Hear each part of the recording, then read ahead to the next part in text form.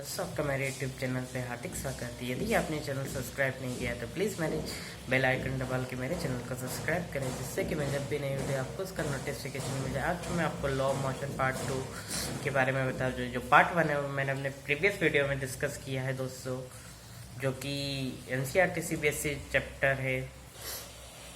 अब मैं आपको इक्विलिब्रियम और कॉन्फ्रेंस जो इक्विलिब्रियम की जो कंडीशंस डिफाइन करते हैं, जैसे कि एक कोई ऑब्जेक्ट है उसके ऊपर many forces F1 F2 F3 F3, जो इक्विलिब्रियम यदि वो इक्विलिब्रियम है तो उसके एक्रोस जो ऑल नेट एक्सटर्नल फोर्स है उन सभी फोर्सों का जो सम है वो 0 होगा दोस्तों।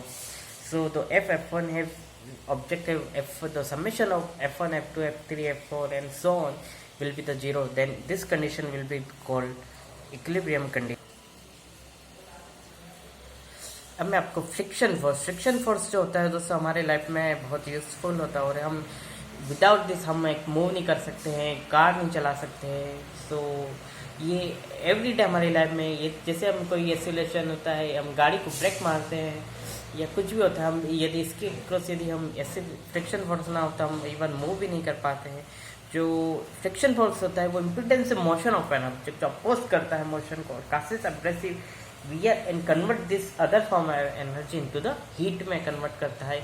On the other hand without it we can not move, हम मूव नहीं कर सकते, ड्राइव कार नहीं चला सकते, climb road, drop and use snails. So friction is a contact force. There are two types of contact force and contact friction is a contact type of force, जो कि gravitational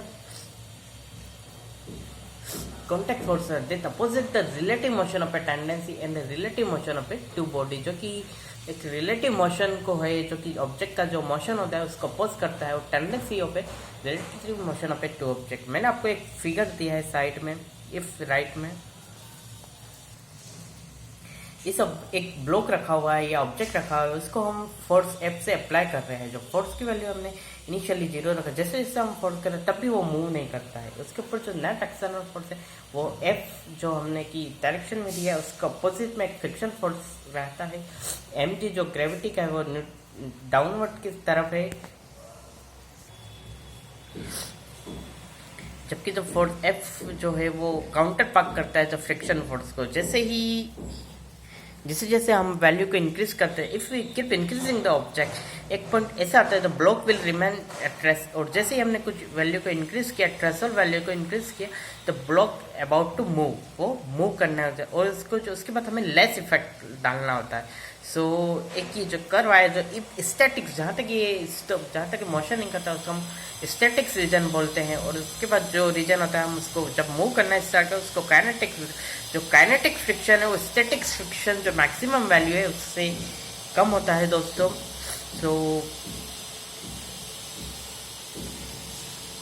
So static force is there if there is no relative motion between the contact surface. Friction force is called static friction force. It is self-adjusting force. It adjusts value according to the requirement of or no relative motion. While the kinetic friction or एक limiting friction force आता है, the friction force acting when the body is about to move. जैसे ये body जो हमारे वो about to move करने का, इसी को this is maximum friction that can exist on the contact surface. जो मैक्सिमम वैल्यू है हम उसको लिमिटिंग फ्रिक्शन फोर्स बोलते हैं। The magnitude of a limiting friction force is proportional to the mu s into N. Mu s जो है जो constant value, और एस जो है वो नॉर्मल फोर्स है। तो the value of move will be like 0.052 लेके 1.5 की जो लिमिटिंग फ्रिक्शन फोर्स की जो वैल्यू है, it is independent of area of the contact between the surface. So kinetic friction जब वो एक्सिस्ट करता है, जब when there is a motion between the surface, जैसे ही जो हमारा ऑब्जेक्ट है जिससे हमने उसको फोर्स अप्लाई किया तो वो मूव करना स्टार्ट कर देता है, जिस कंडीशन को हम बोलते हैं kinetic friction force. The magnitude of a kinetic friction is less than the constant of UK is always less than the coefficient of a kinetic friction vary with the speed, and we shall neglect this variation once the relative motion is the constant friction force is started with opposing this motion.